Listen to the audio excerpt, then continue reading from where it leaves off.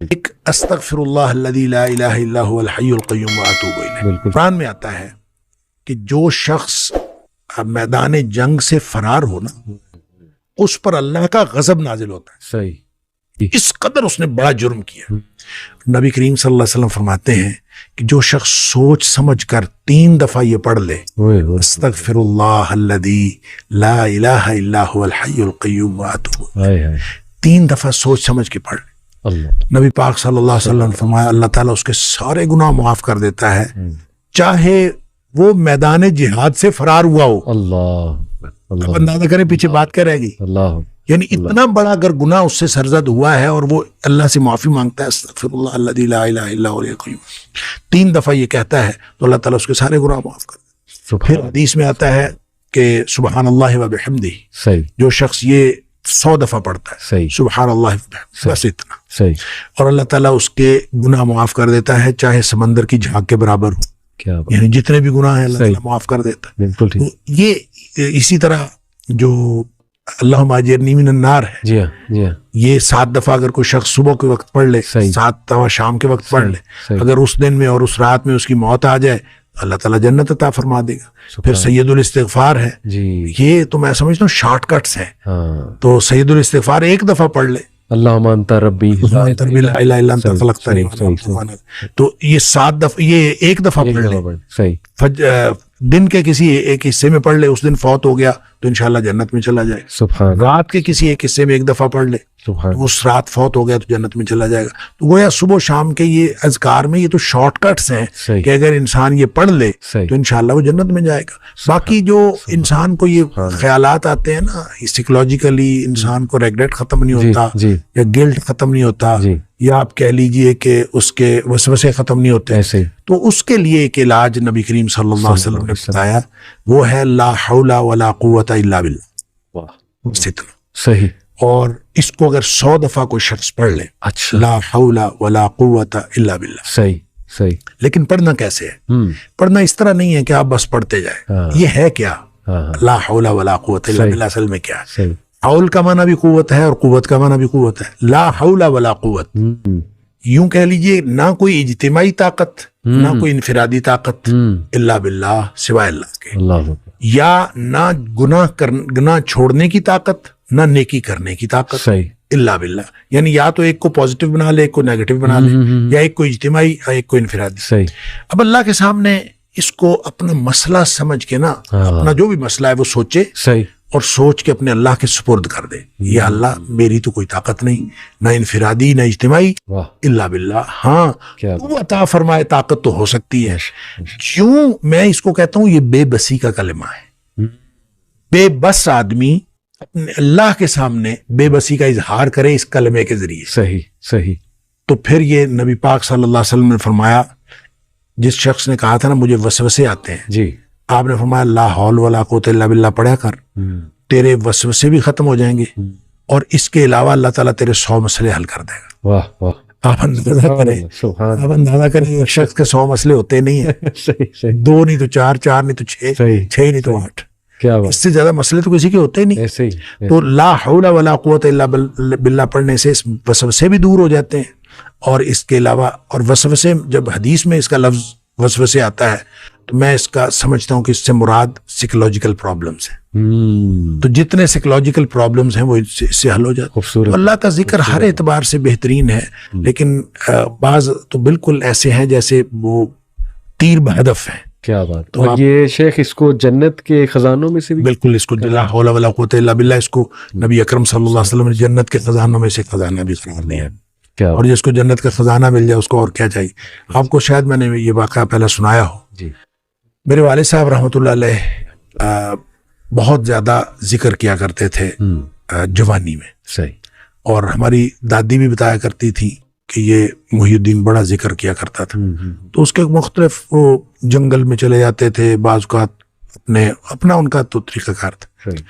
والد صاحب نے خود مجھے یہ واقعہ بتایا، وہ کہتے ہیں کہ مجھے ایک دفعہ یہ حدیث نظر سے گزری کہ جنت کے خزانوں میں سے خزانہ ہے لا حول ولا قوت الا باللہ، تو کہتے ہیں میں نے اس کے بعد باقی سارا ذکر جو ہے کم کر دیا، اچھا، تو سب سے زیادہ اسی کو پڑھا، لا حول ولا قوت الا کیا باللہ۔ کہتے میں نے یہ سوچا کہ جس کو جنت کا خزانہ مل جائے اس کو اور کیا چاہیے؟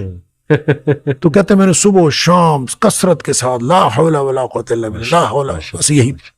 اصل میں یہ بات والد صاحب نے مجھے اس سوال کے جواب میں بتائی تھی کہ والد صاحب نے کبھی بھی دنیاوی طور پر کوئی کاروبار، کوئی جاب نہیں کی۔ اچھا، نہ کوئی کاروبار کیا، صحیح، نہ کوئی جاب کی۔ صحیح صحیح، 16 بہن بھائی ہم تھے جن کو پالا ہے انہوں نے۔ ماشاء تو میں نے ایک دفعہ ان سے پوچھا تھا کہ ابا جی آپ کو کبھی زندگی میں کاروبار کرنے کا خیال نہیں آیا؟ اللہ، ان کا آیا تھا، ان کا کاروبار کا خیال آیا تھا جوانی میں۔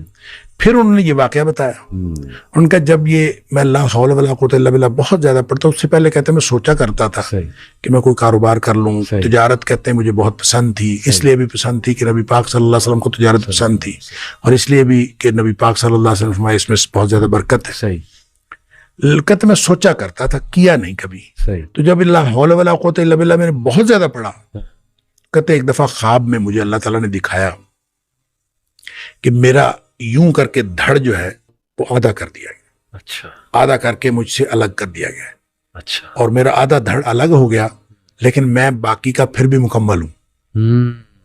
یعنی وہ آدھا دھڑ الگ کر دیا گیا ہے اور میں پھر بھی مکمل ہوں۔ اور مجھے خواب میں ہی بتایا گیا، یہ سمجھایا گیا کہ تیری دنیا ہم نے تجھ سے الگ کر دی ہے۔ جنت مانگتے تھے نا، اللہ، تو ہم نے تجھ سے تمہاری دنیا الگ کر دی ہے۔ تو والد صاحب یہ فرمایا کرتے تھے کہ اس کے بعد مجھے زندگی میں کاروبار کرنے کا خیال بھی نہیں آیا۔ اللہ، اس سے پہلے خیال آتا تھا، کیا تو پہلے بھی نہیں تھا، سبحان اللہ، اس سے پہلے خیال آتا تھا، اس کے بعد کبھی کاروبار کرنے کا خیال بھی نہیں آیا۔ آپ نے فرمایا کہ نماز جب پڑھنی ہے قیام کرنا ہے اور پورا قیام کرنا، اس میں جو کچھ اللہ تعالیٰ نے آپ کو توفیق دے ہو اتنی تلاوت کرنی ہے سورہ فاتحہ کے علاوہ۔ پھر جب رکوع جانا ہے تو رکوع کو بھی پورا کرنا ہے۔ وہ پورا کیا کرنا ہے، اس کی حد کیا ہے؟ حتی تطمئن قلب، جب تیرا دل مطمئن ہو جائے، اور اسی طرح سے جلسے میں بھی دل مطمئن ہو جائے، سجدے میں بھی دل مطمئن ہو جائے۔ اب دل کے اطمینان کی کیفیت ہے ویسے کیا؟ کبھی سوچے؟ نمازیں ہم پڑھتے ہیں، ہم نے کبھی سوچا ہی نہیں اطمینان کا مطلب کیا ہے؟ وہ اطمینان کی کیفیت کون سی ہے جو ہم نے حاصل کر لی ہے کہ نہیں کر لی؟ کبھی ہم نے سوچا ہے؟ اللہ، پھر بھی ہم سمجھتے ہیں ہماری نمازیں ضائع نہیں ہو رہی۔ وہ جو اطمینان کی کیفیت ہے، اطمینان ایک قلب کی کیفیت ہے۔ دل میں ایک اطمینان ہوتا ہے کہ میں جس مقصد کے لیے رکوع میں گیا تھا وہ مقصد پورا ہو گیا، جس مقصد کے لیے سجدے میں گیا تھا وہ مقصد پورا ہو گیا، جس مقصد کے لیے میں کھڑا تھا وہ مقصد پورا ہو گیا۔ اور وہ مقصد کیا ہے؟ اللہ سے گفتگو۔ اگر سبحان ربی العظیم 3 دفعہ کہنے سے آپ کو یہ اطمینان ہو جاتا ہے کہ ہاں میری اللہ سے گفتگو ہو گئی ہے، ہاں میں نے اللہ کی یہ صفت بیان کر کے اللہ تک یہ فرشتوں نے اللہ تک میری بات پہنچا دی ہے، میرا اللہ مجھے دیکھ رہا ہے، اگر یہ کیفیت واقعتاً ہو جاتی ہے دل کی، تو آپ 3 دفعہ سبحان ربی العظیم کہہ کے آپ اگر سر اٹھا لیتے ہیں تو آپ کا رکوع پورا ہے۔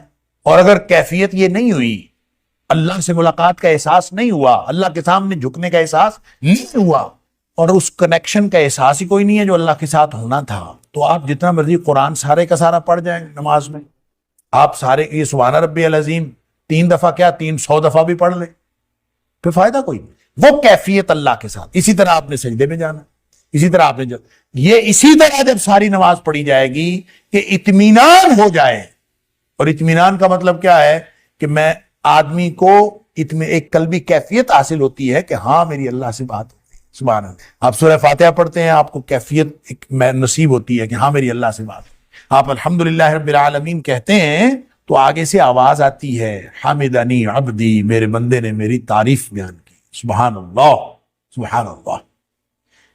اچھا، یہ آواز کسی نے کوئی کان میں آ کے نہیں کہنی۔ میں اکثر کہتا ہوں کہ کبھی آواز سنی ہے، تو بعض میں اسٹوڈنٹس کہتے ہیں ہاں جی ہم نے تو کبھی نہیں سنی۔ تو یہ آواز سننے کا مطلب یہ نہیں ہے کہ کان میں آ کے بات کرے گا، آواز سننے کا مطلب یہ ہے کہ قلبی کیفیت محسوس کرے کہ میں نے اپنے اللہ سے ایک بات کی تھی، میرے اللہ نے اس کا جواب دے دیا، سبحان اللہ۔ یہ ہے وہ اطمینان جس کو نبی کریم صلی اللہ علیہ وسلم نے اطمینان فرمایا۔ اگر اس اطمینان کے ساتھ آپ نے سارے ارکان ادا کیے ہیں نماز کے تو الحمدللہ نماز پوری ہے، اور اگر اس اطمینان کے بغیر ادا کیے ہیں نہ قیام کا پتہ، نہ رکوع کا پتہ، نہ سجدے کا پتہ، بلکہ ہمیں تو یہ بھی نہیں پتہ ہوتا رکعتیں بھی پوری پڑی ہیں کہ نہیں پڑی. عجیب و غریب کیفیت نماز کی. تو بہت بڑا خطرہ ہے اس بات کا کہ ہم کہیں اضاعوا الصلاۃ میں نہ چلے جائیں. انا للہ و انا الیہ راجعون. فخلف من بعدہم خلف